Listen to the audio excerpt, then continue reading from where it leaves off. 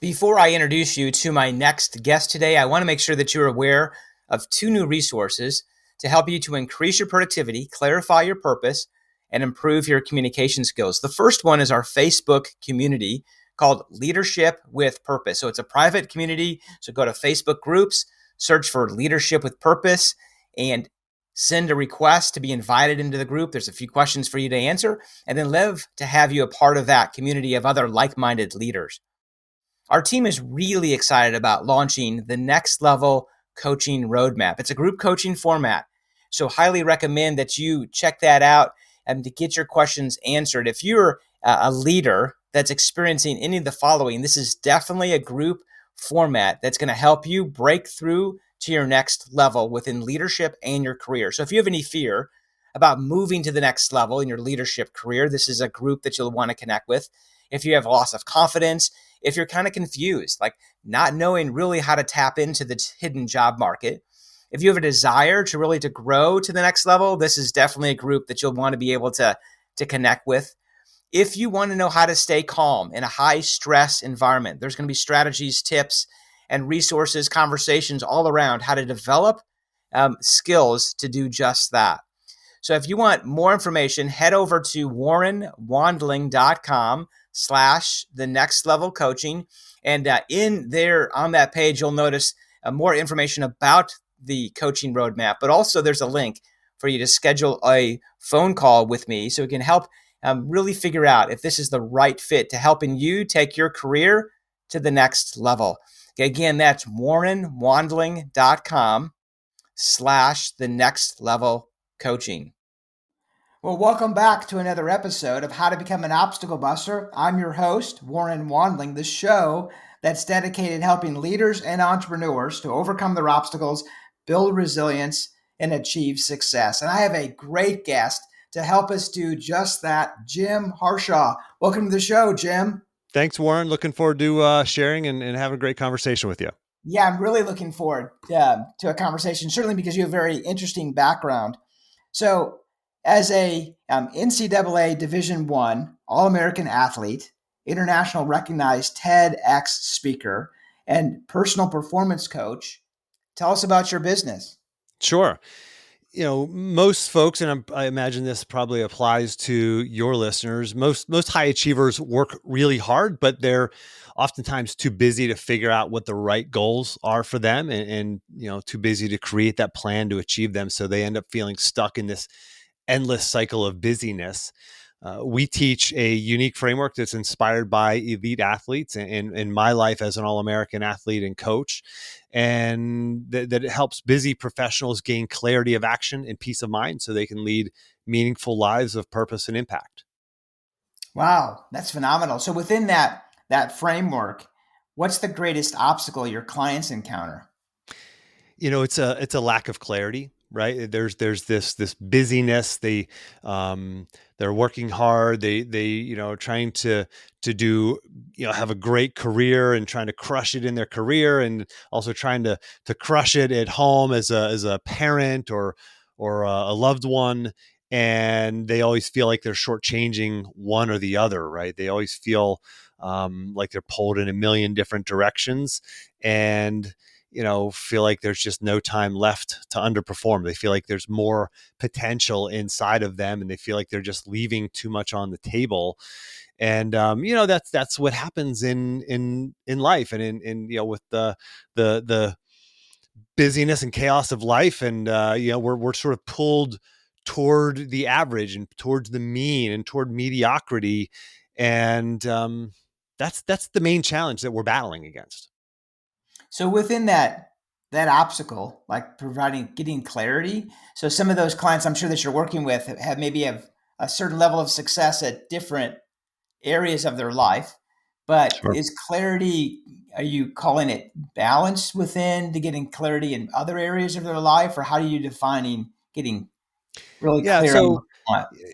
probably the best way to answer that is to give you a little bit of backstory and how this came about. So I was a college wrestler. I was a NCAA Division I All-American, as you mentioned. And when I showed up at the University of Virginia as a freshman walk-on the wrestling team, I didn't feel like I belonged. Everybody on the team was a state champion in high school, or a 3-time or 2 or 3-time place winner. I never did any of that. It's University of Virginia is a great school academically. It's the number one ranked public university in the country, and so academically, I even felt like I didn't belong. And I was a blue collar kid. I grew up. Dad was a construction worker, mom was a secretary, and UVA is kind of an affluent school, and so I felt out of place socially. So anyway, I was kind of this there was a lot of uncertainty and lack of clarity in terms of what I could achieve, and I felt like there was more potential in me, but I didn't really know how to get it out of me. Well, 5 years later, I graduate from the number one public school in the country with 2 degrees and a master's, including a master's degree. And I'm an All-American, which means top 8 in the nation. And I was an Olympic hopeful. I was ranked on the Olympic level. So I was invited to live and train at the Olympic Training Center. I mean, complete transformation happened there. And that set me off into the real world, where I ended up got into coaching, and I ended up being the youngest Division I head wrestling coach in the country.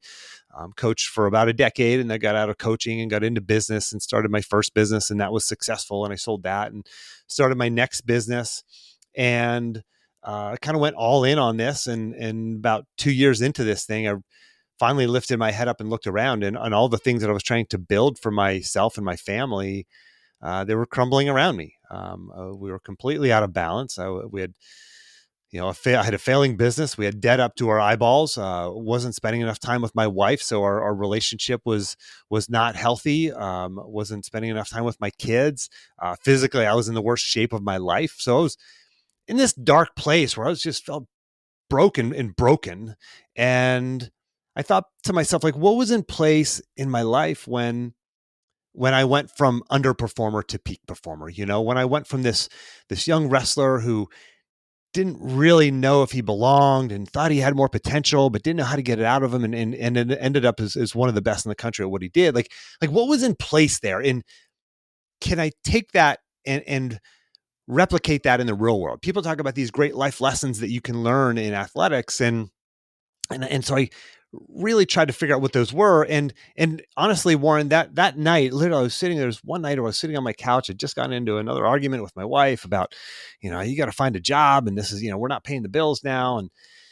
And it was like a camera lens coming into focus. I realized there were certain things. There was an infrastructure in place that allowed me to maximize my potential and allowed me to have a clear vision for my life and a plan to achieve it. And the 4 things are this, and I'll share with you those 4 things. Number one, we going back to your question about sort of was there a key strategy there? And so number one, when I was wrestling, I had a very clear vision for what success looked like. And it was based upon what I valued. Now, in the real world, most people don't have that absolute clarity of vision, that clear vision of what does success look like? In sports, it's easy, right? It's winning the championship. It's winning the next competition. It's the end of the season. It's the post. I mean, it's all very clear in that world, but it's not in the real world. And that's where I struggled with. And so having that clear vision that was based upon what I valued, not based upon the values of my teammates or my parents or my coaches. It was based upon my core values. And I probably couldn't have stated these as core values as back then like I can today, but I knew I wanted to be tough. I wanted to be disciplined. I wanted to be respected. I wanted to go on to success after wrestling like so many of my heroes and mentors did. And so that was number one, the vision and values. And number 2 was I had goals that were in alignment with my values. Not goals, again, these goals didn't align with anybody else's values but me. And I had a plan to achieve these goals. So very clear goals that were in alignment with the values. And that allows you to be consistent, to be resilient, to be disciplined, which is most of the things that people want, right? They want to be more consistent, more focused, and more disciplined. So that's the second piece. And then the third piece out of 4 was I had what I call an environment of excellence. I was surrounded, I had coaches who would kick me in the rear end if I needed to be kicked, or that helped me see my blind spots, right? These are guides that I had along the way. I also was surrounded by teammates, like-minded people, a community of people around me who were going through the same things.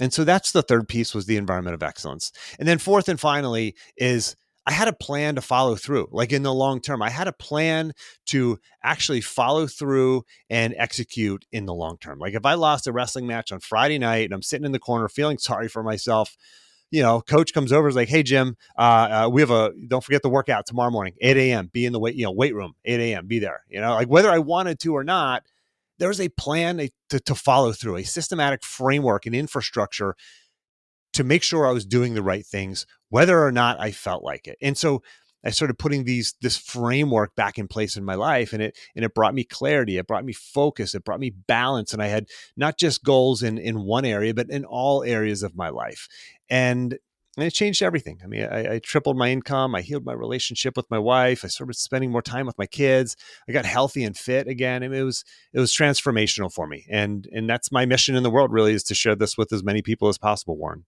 Wow, that's really great insight.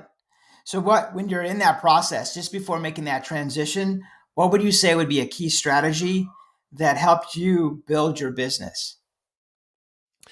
Um, it was clarity.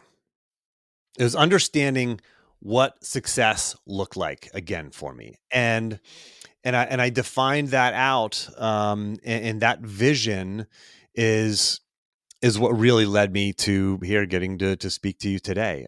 So that's the key strategy, and so I host a podcast called Success Through Failure, and I've Yes. published 400 plus episodes, and I've interviewed many Navy SEALs and CEOs and New York Times bestselling authors and Olympic gold medalists. And I would always ask them this question, Warren. I would always say, what is one habit that you most credit for your success? And this goes back to answering your question, that key strategy. I would say, what is one habit you most credit for your success? And you would assume for the New York Times bestselling author, it would be some kind of writing habit. You would think for the Olympic gold medalist, it would be some kind of training habit or routine, but it was never that. It was always things like they would plan their day in advance. They would work with a coach, journaling. It was they would, at the end of the week, they would do a review, a week in review, and look back on the week, and think about, like, write down what were my wins, what were my losses. In the mill, for the Navy SEALs and the military guys and men and women I've had on, it was an after action review, they call it, where they do an after action review after a mission, and so it was always this version of hitting the pause button. I was never doing the thing that they're most known for. And so I've coined a term called the productive pause. And the productive pause is defined as this: it's a short period of focused reflection around specific questions that leads to clarity of action and peace of mind.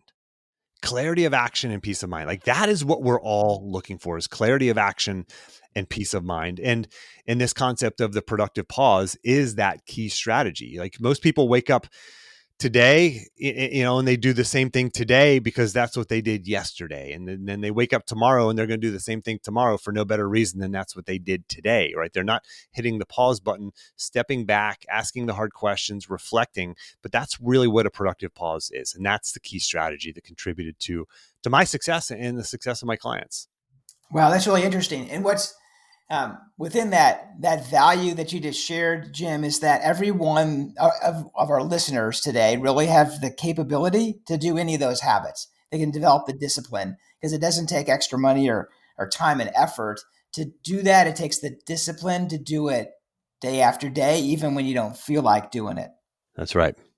So what's the one habit that world-class performers, is that the productive pause? Yeah, that's it. That's that productive pause is that one habit that I've identified that all of these world-class performers have in common, and it's that they don't just do the same thing day after day for no better reason than that's what they've done, they did yesterday. And I look back on my life as an All-American and Olympic hopeful, and if you ask me what was the 1 hour, the most valuable 1 hour all wrestling season long, it was not in the weight room, it was not in the practice room, it was not watching film, it was the 1 hour that I spent with the coaching staff at the beginning of the season, planning my season, planning the year in advance. And yeah, that's the one habit. So when you start working with leaders around this concept of the productive pause, do you get some pushback like it can't be really that easy, Jim? I mean, if we just focus on the planning and focus, that everything else will start aligning and I'll get clarity. Do you ever get pushback in that question or that strategy? You know, the short answer is no. They get it. People tend to this. It makes sense, right? People go, yeah, that makes sense. Just they're thinking back on their day alone today. They might go, I woke up, I worked out or did whatever I did in the, my morning routine, and then I got the kids out the door to school or whatever their morning looks like, and I got to work and I opened up my computer and started checking email right away, and then checked the email, and then somebody interrupted me, and then I had a meeting, and then now here I am sitting here with you, Jim. It's been like this busyness that dictates the flow of their days and their lives. And when you say, hold on, here's a productive pause question, what's important now? Simple as that. If you could identify what's important now, or how can I win the day today? Like, how could I win the day? Like, what do I have to do today to win the day? What are the 3 things, maybe 5 things that I have to do to win the day? If you just take the 2 minutes that it would take to actually write the answers to those questions down on a Post-it note, if that's all you did, you will have a more effective day. And so inherently most people get it, but to actually do it, it Yes. takes effort, right? It takes discipline. And that's really where a coach like myself comes in, is we help you do that. Like, people are paying me to lead them through a productive pause. And, I just had several coaching calls today where, people show up for the call. They're busy, but they show up because they're paying me. And then, I'm asking them the questions, we're reviewing action items. And whenever they, we get off the call, they leave with a clarity of action, with a peace of mind. They've stepped out of the rat race. They've gotten out of the busyness that is their lives and their days and their career, and gotten clear on what actually is important. And it might not be checking email or filling out that next report. It might not be having that next meeting that's on their calendar, right? And it's identifying, what actually is important, what is strategically important. Because listen, as well as I do, Warren, and your clients I'm sure face the same thing, is we can be busy all day long. Listen, there's no short of like being busy, but if we're not busy on the right things, then at some point in our lives and our careers, we lift our head up and we look around and go, gosh, I thought I'd be further along at this point. Yeah. And I love that idea, your concept of the productive pause, of really giving clarity. I mean, if someone's looking for like the clarity around what success looks like, I mean, that's clarity in reference to those steps to produce that level of success. Yeah. So I'm curious, what are your thoughts on failure and what's the blueprint for success? So failure is something that, I would imagine the listeners have heard conversations on failure before, but I'm going to go a little different. I'm going to push a little bit more on this than most people might expect. We understand that failure, in order for innovation to happen, we have to fail. Mhm. We know that failure is part of sports, right? We look at the Tom Brady's of the world, and we understand that they have bad days, and Tom Brady's had like a half a dozen games he had in his career we threw 4 or more interceptions. And so we see that played out in the world, and we hear, guys like me come on a podcast and talk about the value of failure. Failure really and truly is a stepping stone on the path to success.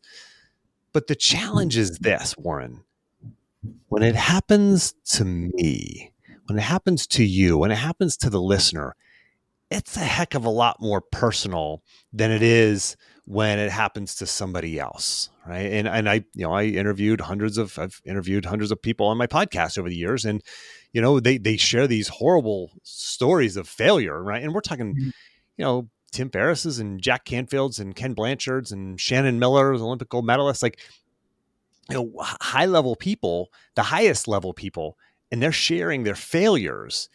And it's easy for them to share their failure in a 2, 3, 5 minute story. But oftentimes this is something that was life-changing.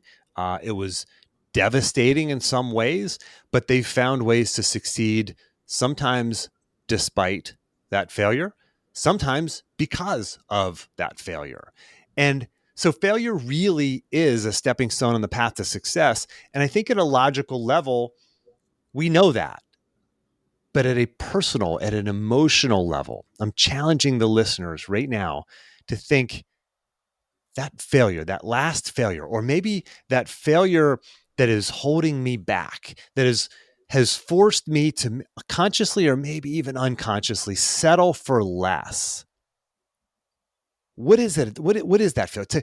Can you look at that failure and identify the feedback there? Can you look at it as feedback, as data, as information? Can you choose to look at it and say, I am now smarter, wiser, and better equipped because of that failure? I am poised to be even more successful because of that failure. And when I interviewed Tim Ferriss on my podcast, and for those who don't know him, maybe he's a 5-time New York Times #1 New York Times bestselling author.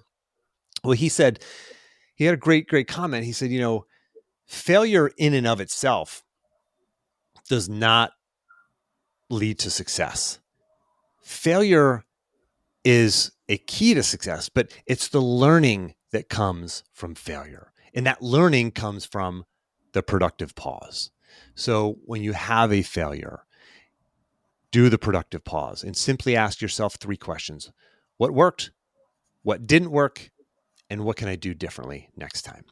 And as far as the second part of your question, so you asked, my thoughts on failure, which I answered there. And the second part being, what is the blueprint for success? What's those 4 steps that I shared, which are number 1, the vision and values. Number 2, aligned goals that align with those values. Number 3, the environment of excellence. And number 4 is the plan for follow through.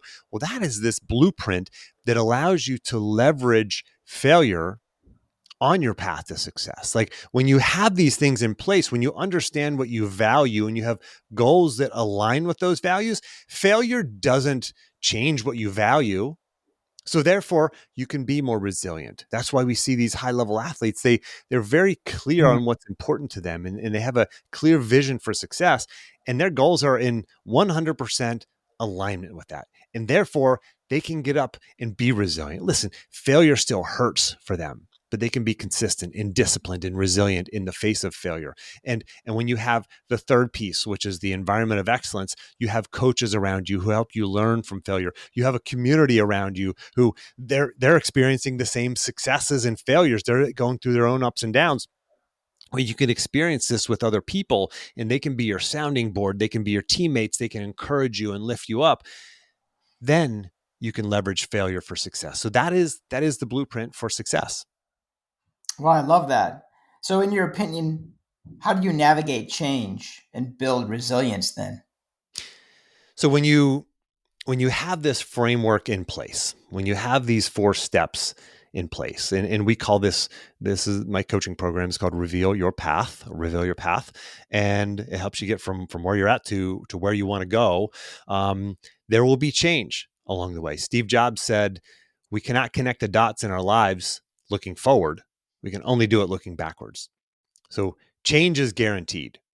And when you have these things in place, you are equipped to navigate change because you have coaches, because you have teammates, because you have clear goals, and you have what we call micro goals. We actually, for my clients, we track their goals. We actually track them month to month. We like some people identify KPIs or metrics in your business. Well, it's the same for your goals, and not just your business and career goals, but goals in every area of your life. So you can have balanced success. So the 4 areas where we set goals are relationships, self, health, and wealth. Those are the 4 areas. And so when you have goals that are aligned with your values, and you have micro goals, and you're tracking them, and you're doing your productive pause with your coach, and we do group coaching and mastermind calls. When you have all that in place, you can navigate change. Change doesn't knock you down. And if it does, you can get back up and be more resilient. So it all comes back to this framework, this blueprint. And it's not just in the lives of elite athletes that we see this. We see this in the lives of elite performers, whether they're coming from the military, like I talked about the Navy SEALs who I've interviewed and Army Rangers. When you look at New York Times bestselling authors, they have this blueprint. And when they have to deal with change or be resilient, they have the tools and the environment and everything around them to help them navigate change and be resilient. So I'm curious, what strategies then do you recommend for your clients to be able to break through limiting beliefs? Because that can hold, obviously, limiting beliefs or toxic thoughts. There's been called several different things, but when they show up during this process, what are some strategies you help them to move past that? Yeah. So the mindset piece is a big part of this. So whenever I talk about the environment of excellence, I initially talked about people, right? The coaches and the teammates. There's actually 4 parts to the environment of excellence. And these other parts are really key to help you breaking through these limiting beliefs. So to remember the 4 parts, I use an acronym called MAPS, MAPS. Just like you need a map to get from point A to point B, you need to have your maps in place to get from where you're at to where you want to go. So this is an acronym. So M stands for media. Like, are you putting the right media into your mind? So for example, whenever I was wrestling, I didn't watch much television, but when I did, I was watching film of the national championships or the world championships, or I was breaking down film of myself or my opponents. When I would go to sleep at night, I would listen to a positive mindset audio. I had a Walkman. This is back in the 90s. You remember Walkmans, right? Yeah. So I would listen. I'd hit play on my cassette tape and on my Walkman, I would listen to this mindset audio. And this is the kind of thing you have to do. So this is the media. A stands for area. This is the physical space around us. You have to have your goals posted where you can see them. You have to have this optimized area and space around you. For example, I'm at a standing desk right now. This is optimized for me because it helps me be more energetic when I'm on a call like this, whenever I'm doing an interview. And you have to have, I've healthy drinks, or I've water with me right now. I don't, like, you have this optimized physical space around you. So that's A for area. P is for people. I already talked about people, the coaches and the community and the teammates. And S is this, and this one's really critical, Warren, is for speech. This is the self-talk that we use. And so many people overlook this. They think, mantras, that's weird. They think of Stuart Smalley from the old Right. Saturday Night Live skits. You remember, like, Exactly. We get that all the time. That's right. Yeah. I'm good enough. I'm smart enough, and doggone it, people like me. And they dismiss it. So I just had a client retreat a couple of weeks ago, and we had one of our speakers was Dr. Nate Zinzer. He is was for 30 years. He just retired. He's the performance. He's the director of performance at West Point, and he's worked with cadets in the highest level soldiers in the world. He was the mindset coach for Eli Manning both times when he won the Super Bowl MVP, and he has them work on their words, their speech, their language. And I'm actually going back through his book right now because it's so dang good. It's called The Confident Mind. I recommend it for sure for everybody. But it is so critical to pay attention to the words that we use, our speech. And that's our internal dialogue, our mantras, but also externally. What are we telling people? When you bump into friends, you go, oh yeah, I'm just so busy, and life's tough, life's hard, things are hard, the economy, this, that, or like, are you saying that? Or are you saying like, well, yeah, I'm so blessed. Life is busy, but boy, I wouldn't have it any other way. Things are great. And, like, there's just words that you hear coming out of a champion's mouth that you don't hear from the average person. And so anyway, these are the strategies for breaking through those limiting beliefs and achieving those meaningful goals. Wow, that's really powerful. Thank you for sharing that, Jim. And because mindset is so important. And I agree with some of the leaders will think like, I don't really need to address the mindset, or I might not have a limiting belief that I'm holding on to until they really examine it. And certainly if those that specialize in that area realize the importance of, at those levels of success, high performers, to be able to be consistent, you have to be able to manage your mindset and to be aware of those limiting beliefs, because they'll sneak in if you're not being self-aware. Yeah. I mean, you've run a marathon. You know what that's like, right? I mean, You know, your body's telling you like stop. Your mind is trying to tell you to stop, but you have to break through the limiting beliefs and control your language to know that I can do this. And you might have to lie to yourself a little bit. You know, I ran a half marathon a couple of weeks ago, a trail race, and it was I came up with a mantra before the race. Actually, it was yeah, it was about a mile into the race. I'm like, gosh, I need a mantra. I forgot, and it was see if I can pull this out of my memory because I forgot it as soon as it was over. It was I am strong, I am light, I am fast. I'm strong, light, and fast. And I just kept telling myself this: strong, light, and fast, strong, light, and fast. So um this stuff works, right? Did it make it easy? No, but did it make it easier? Absolutely. Yeah, exactly. Hey, congrats for running a half marathon. Yeah, thank you. I did a marathon a few years ago, and this was just a different challenge. It was on a trail, and it was well, you know, running's hard. Running long distances is hard. Yeah, exactly. So, leadership is influence. So, what's one of the top strategies that you would teach your clients to help them be able to increase results? Well, for leaders particularly, it is about knowing yourself. Um, and listen, most people think that they know themselves, and you know, there's some introspective work that a lot of people maybe do, whether it's journaling or that sort of thing. But it's really about understanding yourself. We use an assessment. It's people have heard of the DISC assessment. Probably a lot of folks have.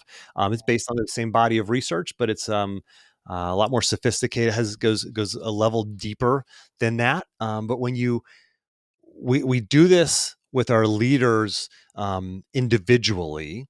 And then we'll do this with a whole team of leaders, maybe a C-suite level, you know, 6 or 8 C-suite executives individually, and then we'll come together and we'll share the results together as well. And so when you do this, you get to understand yourself, you get to understand your colleagues around you individually, and then organizationally, then you can start to see trends and blind spots as well organizationally. So really with leaders, that is one of the top strategies that we encourage people to do, and that we do with them to, you know, it increases communication, collaboration, and at the end of the day, it increases results. So, what authors have influenced you then in building your business? Obviously, you mentioned, I think it was The Confident Mind. Is that correct? Yeah, The Confident Mind by Dr. Nate Zinzer. That is a great book. Highly recommend it. Other authors, well, I guess Jesus wasn't an author, but he's got a heck of a book out there. So Very good. that's a big influence on me. And then there's books like, you know, Napoleon Hill. Anything written by him is huge on the mindset side. Of course, How to Win Friends and Think and Grow Rich. You know, is kind of the book he's most known for. But Dale Carnegie, How to Win Friends and Influence People. That is, you know, these are books that have been around for decades and decades and decades, and they are timeless. And, you know, listen, there are a lot of great books out there, and there are, you know, many books getting written each year. And there's some that are just timeless classics that have withstood the test of time. And I encourage people to really look at those. But those are a couple that really, a couple of authors that really stand out to me, and are definitely on my bookshelf right here behind me. Well, very good. So, what does the future hold for you, Jim? Any special projects you're working on? I do have a very special project, actually.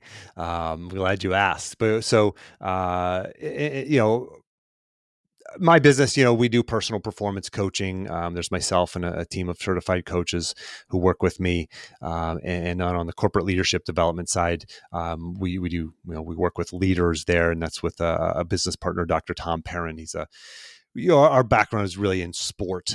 His is as well. He worked with NHL, NBA head coaches, some of the top leaders in sport. That's kind of where our background comes from, our mindset. But the exciting project that I'm working on right now, Warren, is I have a friend who has a startup in AI, and it's basically creating an AI version of yourself as a coach.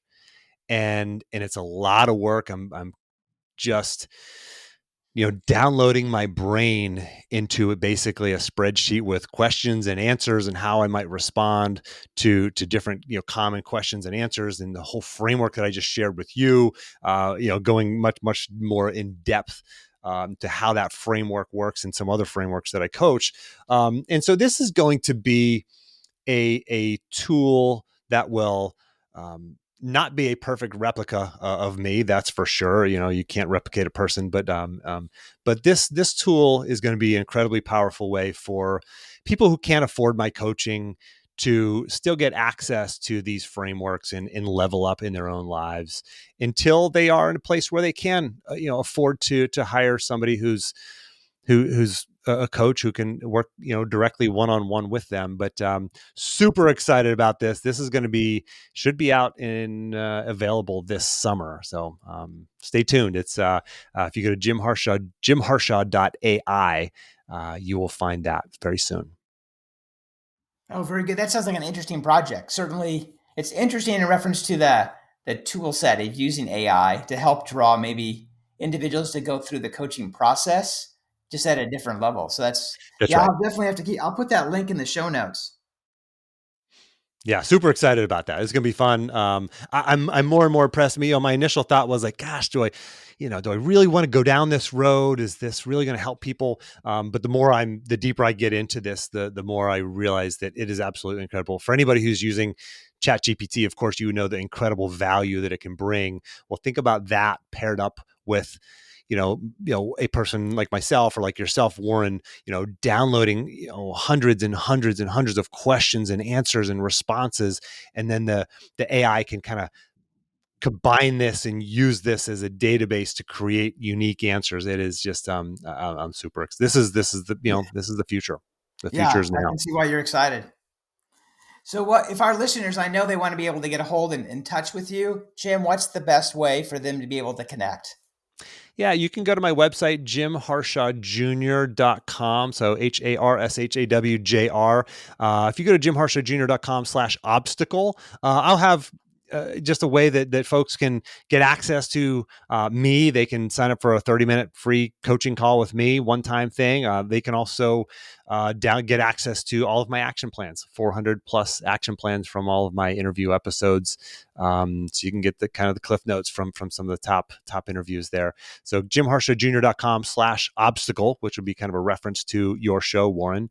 And yeah, and you can find me on any social media outlet. Love to interact with people. If you have questions for me, just hit me up on Twitter, Instagram, LinkedIn, Facebook. I'm out there. Okay. Well, perfect. Well, thank you so much, Jim, for sharing your strategies and tips and resources, helping those listeners to be able to break through their obstacles to achieve success. Thank you, Warren. It was an honor to be here.